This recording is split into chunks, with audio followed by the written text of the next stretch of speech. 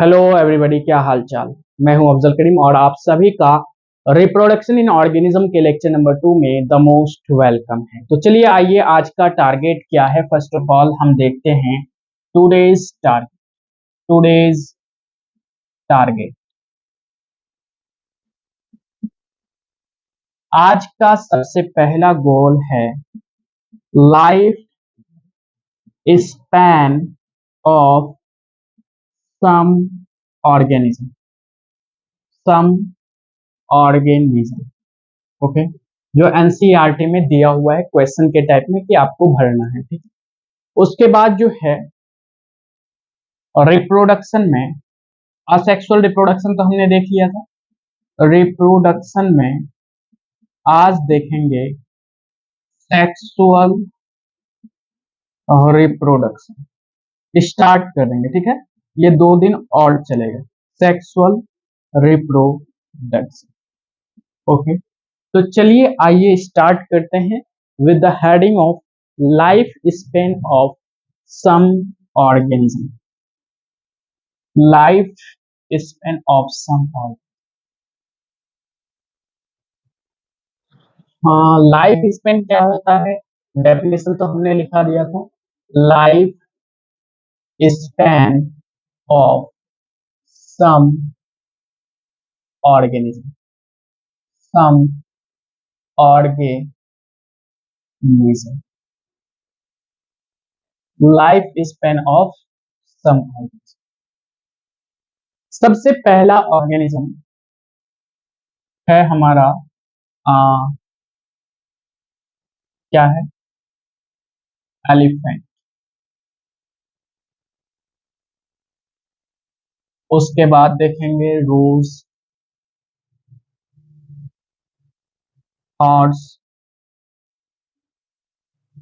Dog. Exactly NCERT में क्या क्या है, एनसीईआरटी ही निकाल लेते हैं कि कौन कौन सा ऑर्गेनिज्म के बारे में पूछा है life span. Okay, let me 1 minute. NCERT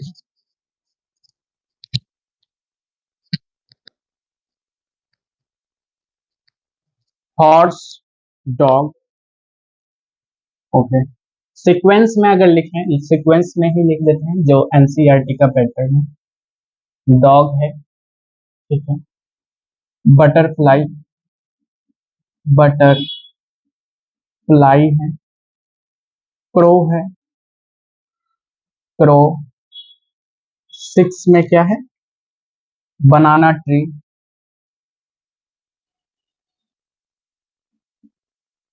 बनाना ट्री। 7 काव, 8 parrot, 9 crocodile, 10 horse, 11 fruit fly,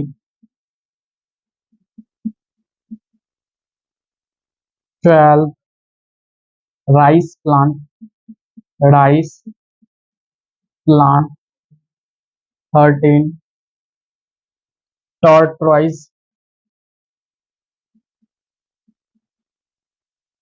14 banyan tree, banyan tree.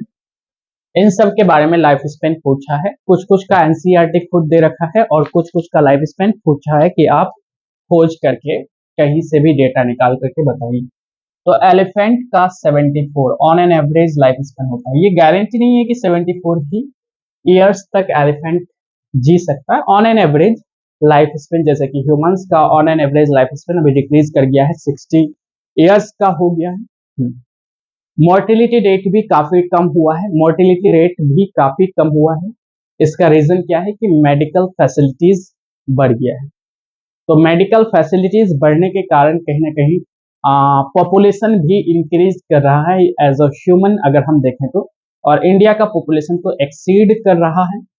Okay, तो एलिफेंट का 74 ईयर्स, रोज का 7 ईयर्स, ये ऑन एन एवरेज है। ये स्टैंडर्ड केस है कि इस पे ऑन एन एवरेज इतना जी सकता है, हो सकता है इससे ज्यादा भी हो, कम भी हो। डॉग का 15 ईयर्स है। बटरफ्लाई 1 to 2 वीक तक ही जीवित रह सकता है। क्रो का भी 15 ईयर्स, याद रखिए आप, डॉग एंड क्रो का इक्वल है।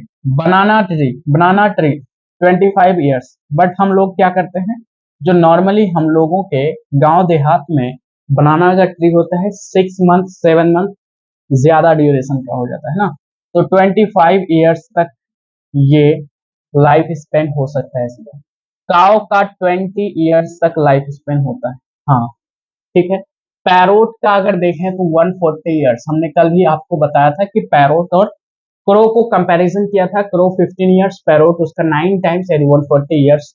आप तो ये याद रख सकते हैं। क्रोकोडाइल का, हाँ, क्रोकोडाइल का बात करें तो इसका लाइफ स्पेन 100 टू, नहीं नहीं नहीं नहीं, क्रोकोडाइल है ना, क्रोकोडाइल का लाइफ स्पेन है 60 ईयर्स। हॉर्स का लाइफ स्पेन है 25 to 30 ईयर्स के बीच में हो सकता है। फ्रूट फ्लाई का लाइफ स्पेन कितना है, 40 to 50 ईयर्स, नहीं 40 to 50 days. Okay. Rice plant, जो धान वगैरह लगता है आपका गांव में, तो 3 to 7 मंथ का लाइफ स्पेन होता है इसका। टर्टराइज की लाइफ स्पेन की बात करें तो 100 to 150 ईयर्स होता है। और बनियान ट्री, पीपल ट्री हमने देखा था कि 3000 ईयर्स तक वो अलाइव कर सकता है। बनियान ट्री का जीवन जो है 300 to 500 ईयर्स तक जीवित रह सकता है, ठीक है ना। Elephant 74 years, rose 7, dog 15, butterfly 1 to 2 week, crow 15 year, banana tree 25 years, cow 20 years, parrot 140 years, crocodile 60, horse 20 to 30 years, fruit fly 40 to 50 days, rice plant 3 to 7 month, tortoise 100 to 150 years, and banyan tree 300 to 500 years. ये life span है organisms का, जो NCERT में given है, question के format में आपको पूछा गया है, ठीक है। चलिए इतना क्विकली नोट डाउन कीजिए, फिर आगे बढ़ते हैं और स्टार्ट करते हैं सेक्सुअल रिप्रोडक्शन।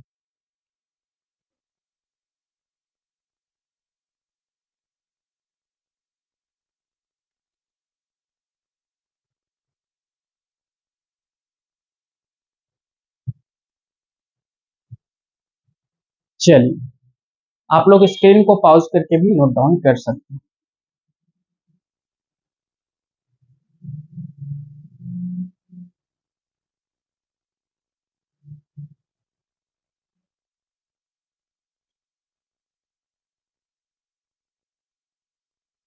आगे बढ़ते हैं।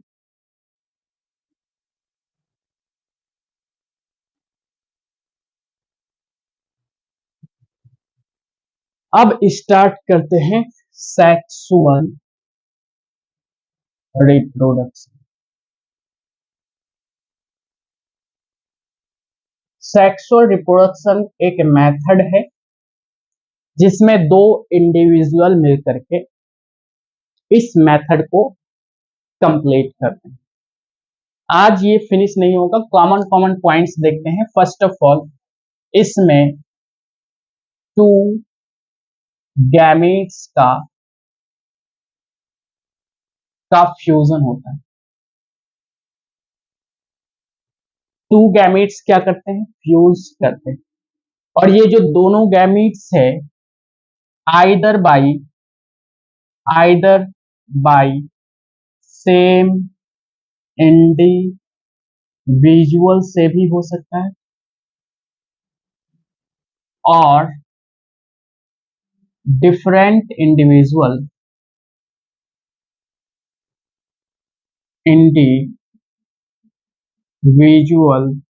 ऑफ अपोजिट सेक्स से भी हो सकता है।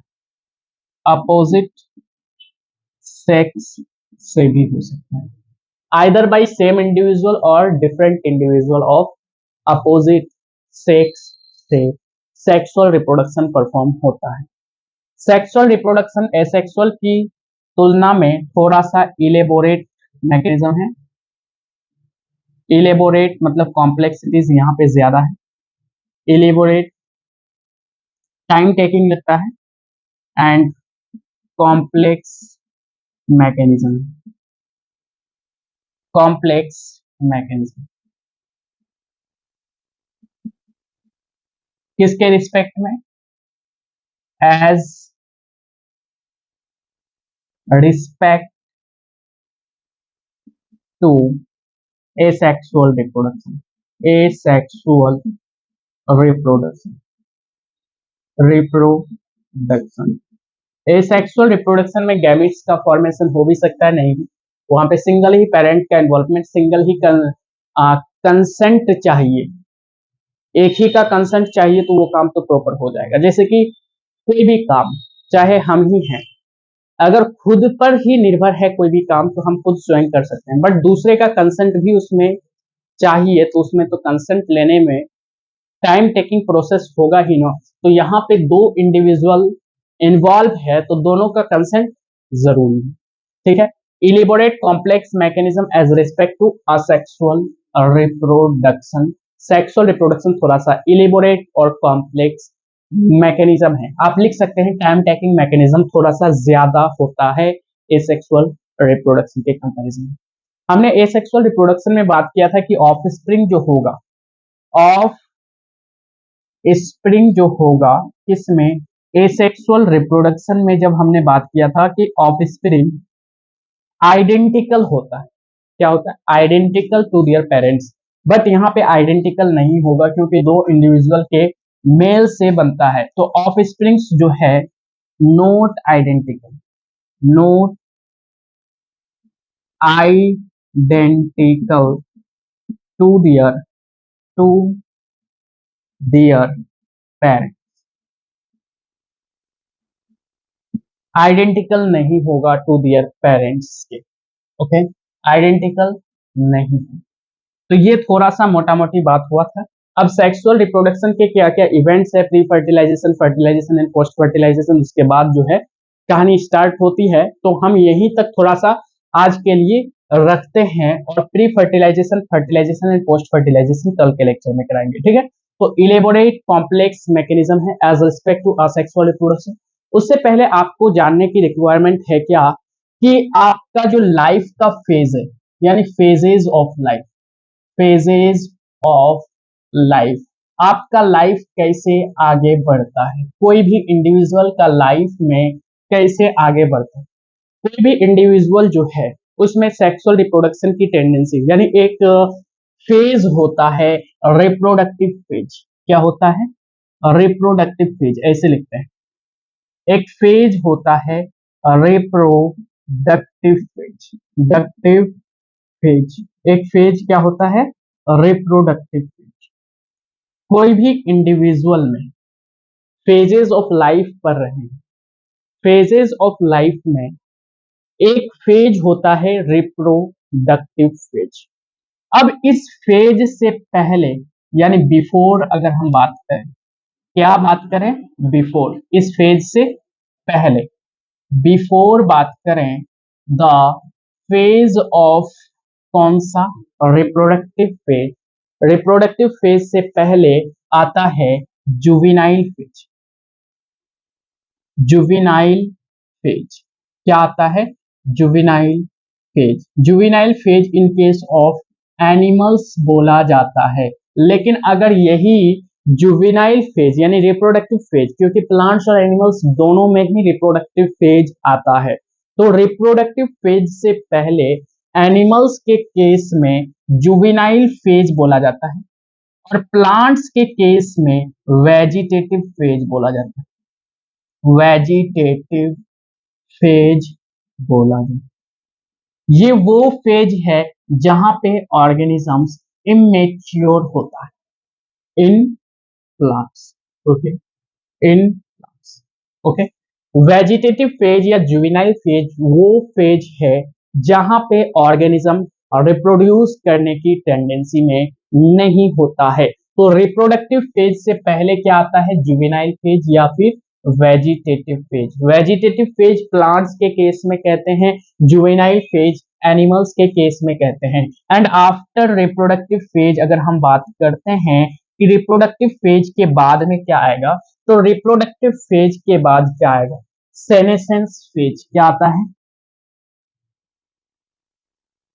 सेनेसेंस फेज आता है। कौन सा फेज आता है, सेनेसेंस फेज। रिप्रोडक्टिव फेज के बाद सेनेसेंस फेज आता है, जिसको ऑल्ड फेज भी बोलते हैं। सेनेसेंस फेज का पहचान कैसे होगा सर, सेनेसेंस फेज का पहचान होगा आपका स्लो हो जाएगा, स्लोइंग ऑफ क्या, मेटाबॉलिज्म, मेटाबॉलिज्म। जो भी प्रोसेस आपके शरीर के अंदर में चल रहा है, जैसे कि हार्ट का बीटिंग, किडनी का प्रॉपर फंक्शन करना, लंग्स का प्रॉपर फंक्शन करना, ब्लड का प्रॉपर फ्लो ऑफ होना, ये सभी फंक्शंस मेटाबॉलिज्म के अंतर्गत आता है। जब ये फंक्शंस में डिस्क्रिएशन होता है, क्या होता है, डिस्क्रिएशन यानी स्लोइंग ऑफ मेटाबॉलिज्म होता है, तो ये क्या होता है, अल्टीमेटली लीड करता है senescence of, slowing of metabolism. इसी प्रोसेस का कहीं पर भी अल्टीमेट प्रोसेस, अल्टीमेटली काम करना, इसको क्या बोला जाता है, सेनेसेंस फेज, जिसको ऑल्ड फेज भी बोलते हैं। और सेनेसेंस फेज अल्टीमेटली लीड करता है डेथ को, कि भाई साहब आपका सेनेसेंस फेज आ गया है, इसके बाद आपका डेथ होना तय है। यानी senescence phase ultimately, ultimately leads to death, leads to death. Senescence phase ultimately किसको लीड करता है, डेथ को लीड करता है। तो समझिए जरा, रिप्रोडक्टिव फेज जहां पे आपका सेक्सुअल बिहेवियर्स आता है, रिप्रोडक्टिव फेज से पहले juvenile phase, juvenile phase means animals के केस में बोला जाएगा, वेजिटेटिव फेज प्लांट्स के केस में बोला जाएगा। रिप्रोडक्टिव फेज के बाद में सेनेसेंस फेज आता है, सेनेसेंस फेज जिसमें मेटाबॉलिज्म का स्लोप हो जाता है, अल्टीमेटली लीड्स टू डेथ, जो कि अल्टीमेटली डेथ को लीड करता है। अब ये तीनों फेजेस है, juvenile phase, reproductive phase, senescence phase, ये सब किसके कारण होता है, हमारे अंदर में हार्मोन्स जो फंक्शन करता है, उसी हार्मोन्स के फंक्शन के वजह से ये तीनों फेज आता है। जब अलग अलग फंक्शंस करने लगता है, आगे हम पॉइंट लिखाते हैं, आप इसको नोट डाउन कीजिए।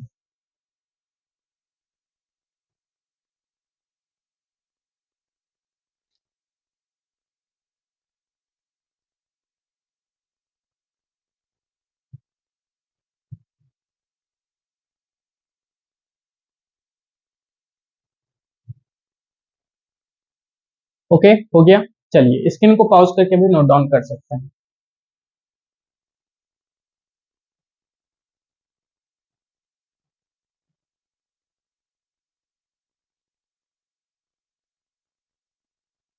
और भी ज्यादा डेप्थ में जा सकते हैं हर एक चैप्टर्स में, but this is note for 1 year course, ये सिर्फ 90 डेज का कोर्स है जो कि क्लास 12 कंप्लीट कराना है। तो इन शॉर्ट जो जो मेन पॉइंट्स है उसी को बता करके चलेंगे, ऐसा नहीं है कि कोई भी पॉइंट्स आपका छूटेगा, ठीक है। तो ये जो तीन फेजेस है, तीनों फेज के लिए रिस्पॉन्सिबल कौन है, हार्मोन्स रिस्पॉन्सिबल है। कौन है रिस्पॉन्सिबल है, हार्मोन्स रिस्पॉन्सिबल।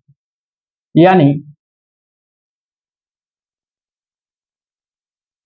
हार्मोन्स,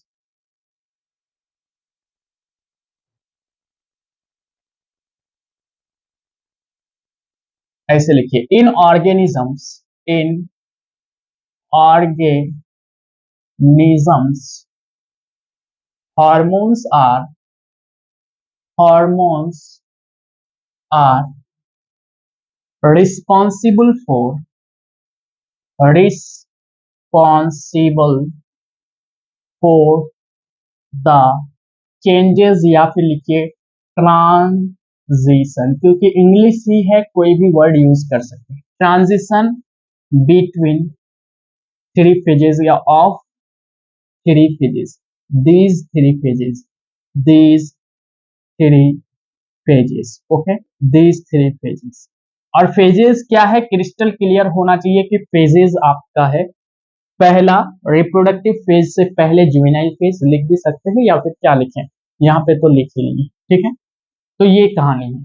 इन ऑर्गेनिज्म, किसी भी ऑर्गेनिजम्स में हॉर्मोन्स आर रिस्पॉन्सिबल फॉर, किसके लिए रिस्पॉन्सिबल है, for transition of these three phases, ये तीनों फेजेस का, दीज थ्री फेजेस मतलब juvenile phase, reproductive phase, in senescence phase के लिए रिस्पॉन्सिबल क्या है, आपका हार्मोन।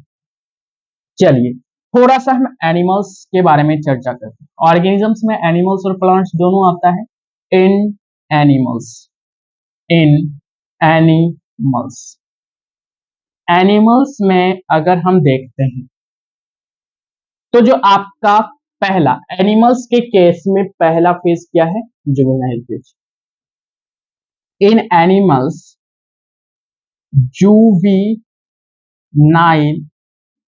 फेज, फेज जो आपका जुवेनाइल फेज है, जुवेनाइल फेज से रिप्रोडक्टिव फेज में जाने के लिए in animals juvenile phase is leads to morphological, morphological and leads to changes of, leads to changes of morphological and reproductive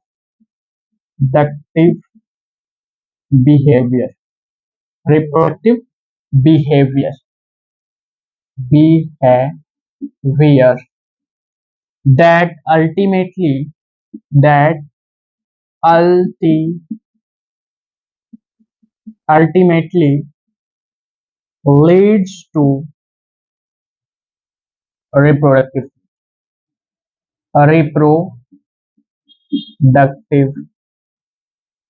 phase, that ultimately leads to reproductive phase। मतलब कि juvenile phase, juvenile phase से reproductive phase में जो भी animals phase का transition करता है उसके लिए हार्मोन्स रिस्पॉन्सिबल है, no doubt.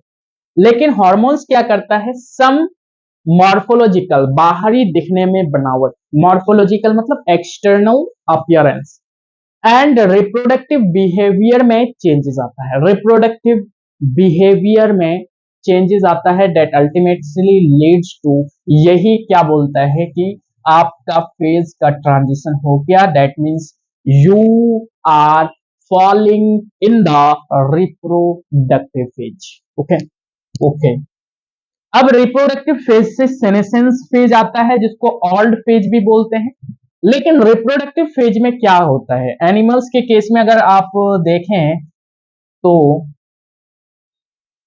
Let me 1 minute इधर लिख लेते हैं क्योंकि यहां पे नीचे में पैराग्राफ ज्यादा हो जाएंगे तो फिर विजिबिलिटी नहीं आएगी, ठीक है। ओके चलिए, juvenile phase is leads to change of morphological and reproductive behavior that ultimately leads to reproductive phase। Okay अब जो रिप्रोडक्टिव फेज है, रिप्रोडक्टिव फेज आ गया, कौन सा फेज आ गया, रिप्रोडक्टिव फेज आ गया। सर रिप्रोडक्टिव फेज स्पेशली अगर हम फीमेल की बात करें, स्पेशली अगर हम फीमेल की बात करें, कौन सा female, female of placental mammals, placental mammals, यानी ऐसा फीमेल जो स्तनधारी जीव है जिसका ब्रेस्ट फंक्शनल होता है, placental mammals, female of placental mammals की बात करते हैं तो रिप्रोडक्टिव फेज में female of placental mammals have, क्या होता है, some cyclical changes, cyclical changes occur, कुछ साइक्लिकल चेंजेस आता है, कुछ साइक्लिकल चेंजेस आता है। अब साइक्लिकल चेंजेस क्या क्या आते हैं देखिए, साइक्लिकल चेंजेस जो है, साइक्लिकल चेंजेस क्या क्या आते हैं? साइक्लिकल चेंजेस आपका दो टाइप्स के होते हैं। एक होता है oestrus oestrus cycle. Oestrus cycle mainly कौन सा ब्रीडर्स के लिए होता है? ऑस्ट्रस साइकिल मेनली अगर आप मोटा मोटी याद रखेंगे तो सीजनल ब्रीडर्स ऑस्ट्रस साइकिल्स में आते हैं। और जो आपका सेकेंड केस जो ह्यूमंस में भी देखने को मिलता है, that is known as menstrual cycle. Menstrual cycle, menstrual cycle कहां पे देखने को मिलता है? ह्यूमंस। सर इन शॉर्ट है कि ऑस्टर साइकिल किस में होता है? नॉन प्राइमेट्स में। नॉन प्राइमेट्स में क्लास 11th का ये टॉपिक है बट हम नहीं पढ़ा पाए। नॉन प्राइमेट्स में, ओके। नॉन प्राइमेट्स का एग्जांपल्स क्या क्या है? जैसे कि आपका हो गया काव, हो गया डॉग, हो गया, ओके। और क्या मान सकते हैं? कैट हो गया, एक्सेट्रा। डॉग, कैट, शिप, तो कितना भी सारा एग्जांपल्स आ सकता है। और मेंस्ट्रुअल साइकिल प्राइमेट्स में देखने को मिलता है। प्राइमेट्स यानी सर एग्जांपल बताइए। एग्जांपल है प्राइमेट्स का कि आपका ह्यूमंस हो गया, ह्यूमन हो गया, ओके। जैसे कि आपका मंकी हो गया, जैसे कि आपका गिब्बन हो गया, गोरिल्ला हो गया, ये सब चीजें, ठीक है, ओके। कोई दिक्कत नहीं होनी चाहिए। तो रिप्रोडक्टिव फेज एनिमल्स में देख रहे हैं, female placental mammals have some cyclical changes. और cyclical changes oestrus cycle, menstrual cycle. Menstrual cycle के बारे में डिटेल में थर्ड चैप्टर जिसका नाम है रिप्रोडक्टिव हेल्थ, रिप्रोडक्टिव हेल्थ या फिर हाँ रिप्रोडक्टिव हेल्थ नहीं, ह्यूमन रिप्रोडक्शन में पूरा डिटेल से एक्सप्लेनेशन किया हुआ है, वहां पे हम भी आपको एक्सप्लेन करेंगे, ठीक है। तो इतना नोट डाउन कीजिए, फिर आगे बढ़ते हैं कि आपका दो पॉइंट समझते हैं। एक है सीजनल ब्रीडर और एक है कॉन्टिन्यूअस ब्रीडर्स। क्या होता है, दोनों पॉइंट को एक्सप्लेन करेंगे, ठीक है।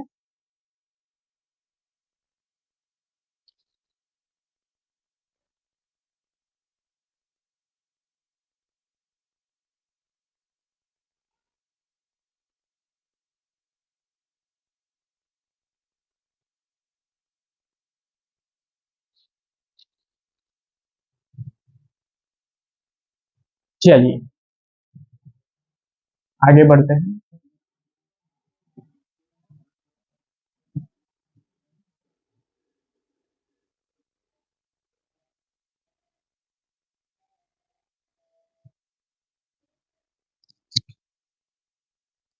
चलिए, कॉन्टिन्यूअस ब्रीड एक टर्म है आपका कॉन्टिन्यूअस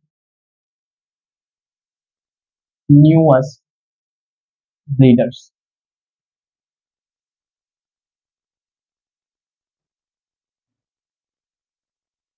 कॉन्टिन्यूअस ब्रीडर्स क्या होता है? यानी कुछ animals animals that are capable to reproduction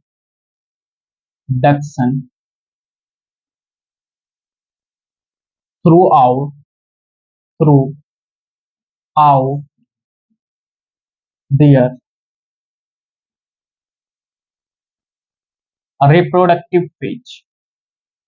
Reproductive phase. Let me on here. Reproductive phase is known as continuous breeders. ठीक है। Reproductive phase is known as continuous breeders.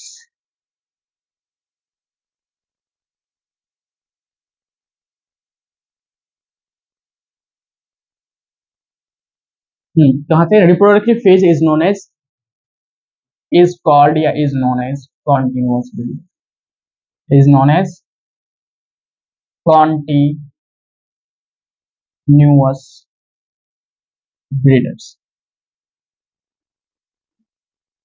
Sir इसका example क्या है? एग्जाम्पल लीजिए, हमेशा रिप्रोडक्शन के लिए capable है जब भी सेक्सुअल मेथड हो humans.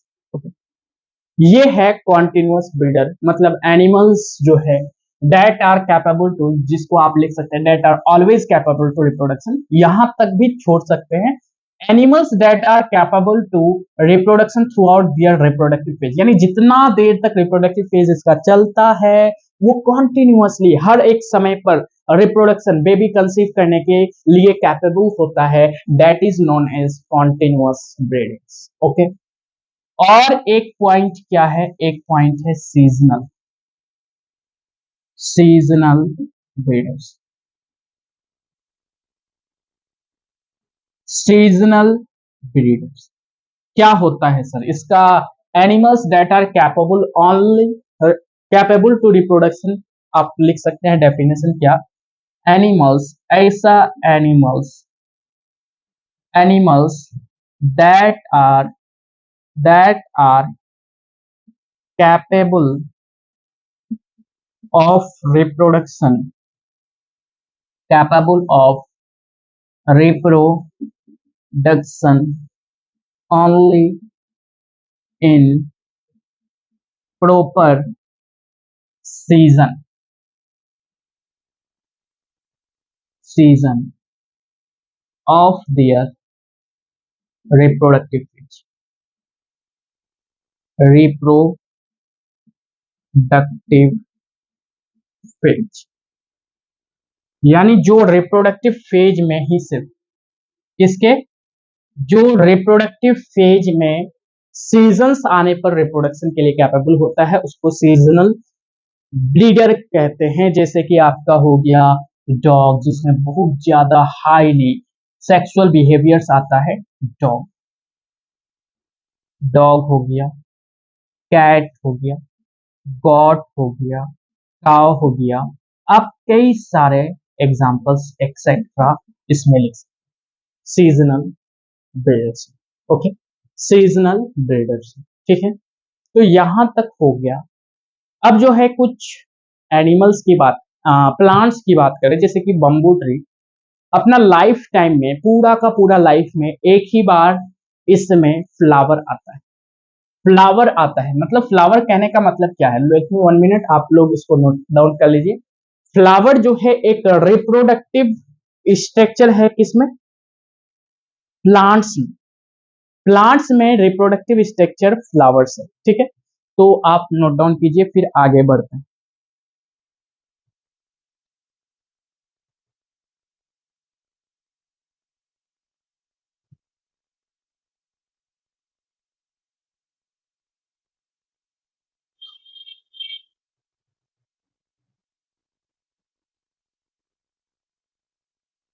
Flower reproductive structure in plants,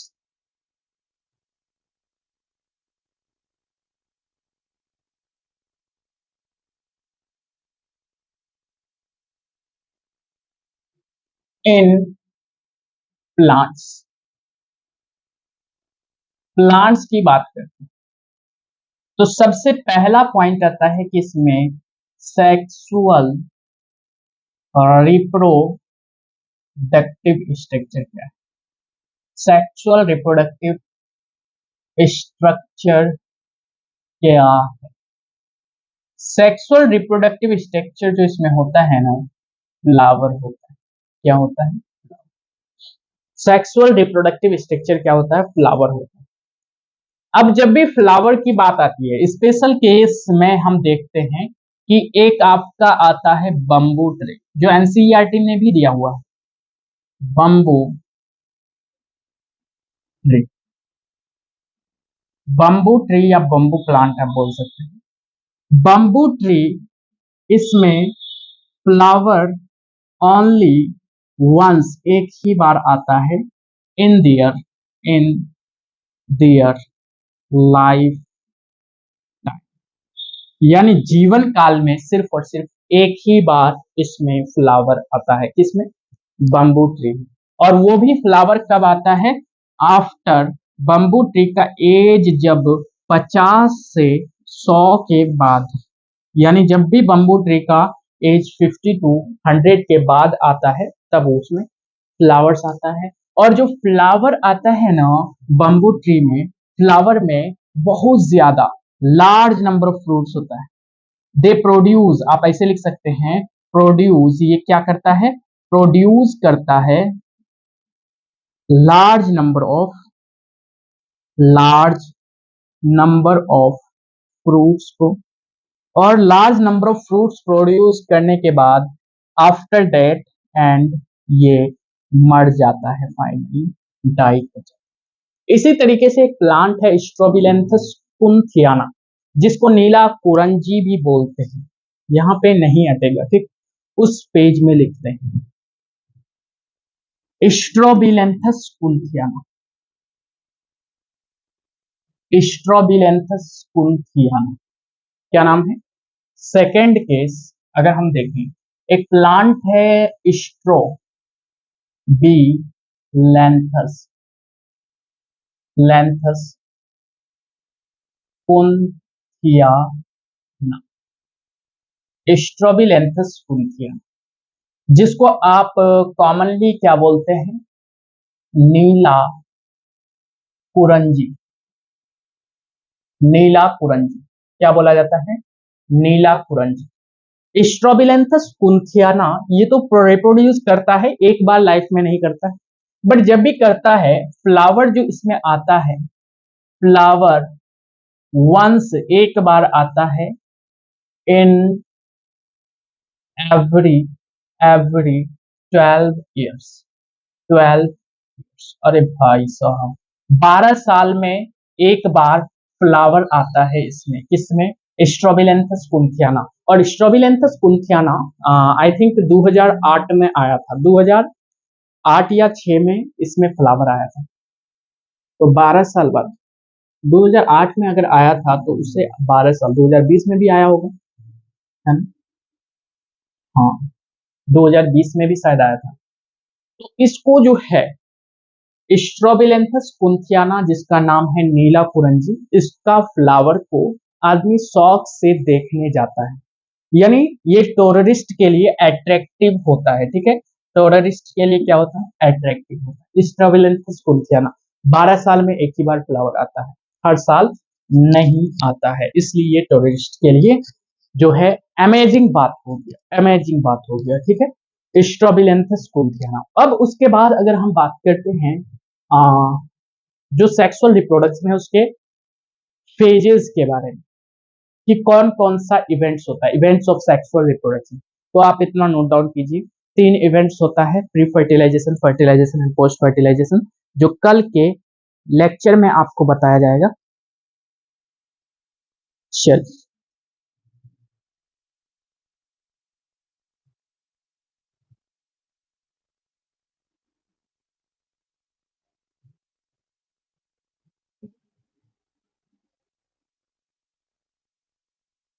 events of sexual reproduction. Next है events of sexual reproduction. Events of sexual reproduction, क्या क्या इवेंट्स होते हैं, 3 इवेंट्स होते हैं। कितना इवेंट्स, 3 इवेंट्स। एक होता है आपका प्री फर्टिलाइजेशन,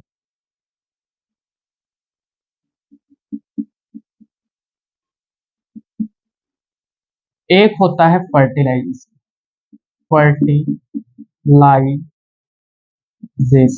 और एक फर्टिलाइजेशन से बाद यानी पोस्ट फर्टिलाइजेशन।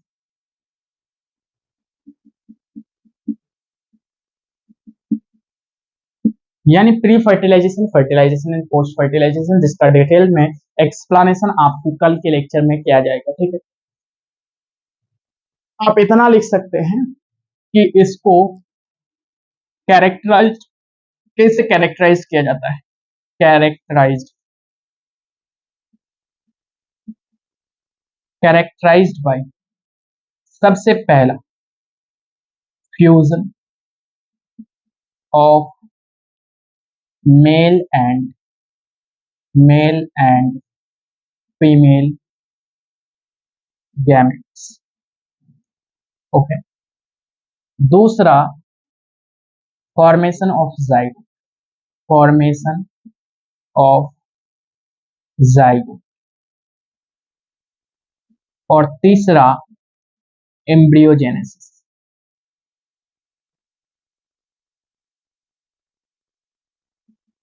क्या होता है fusion of male and female gamete, and formation of zygote क्या होता है, और एम्ब्रियोजेनेसिस क्या होता है, नेक्स्ट वीडियो लेक्चर में आपको बताया जाएगा। आप याद रखेंगे इतना।